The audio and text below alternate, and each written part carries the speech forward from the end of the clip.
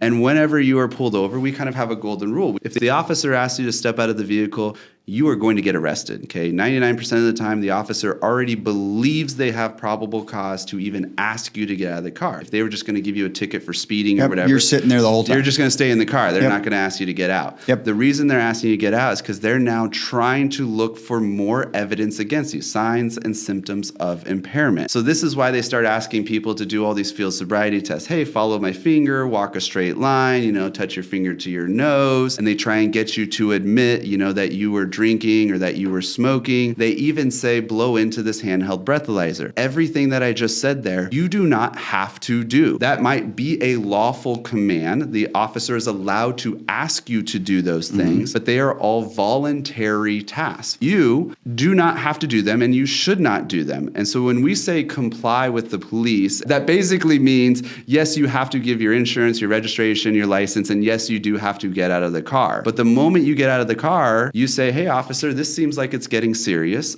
I want a lawyer and I don't want to do anything else. And the important part about this legal advice is you have now said no to any of these field sobriety tests, and you have already triggered your right to have a lawyer. You don't have to actually call a lawyer. A lawyer doesn't have to show up. You just have to say the magic words. And the officer is going to be friendly with you. They're like, hey, look, I'm just trying to make sure you're safe to drive. Look, hey, this is just part of my job. Hey, look, I know you're coming from the bar. It's okay. Like, they're going to try and be your best friend. Right. And that's why they ask you to nicely get out and all this. And you just nicely respond and say, hey, I'm out. Looks like it's just getting deep here. This is, want a lawyer. By the way, I'd like to have a lawyer, and I don't want to do anything else without a lawyer.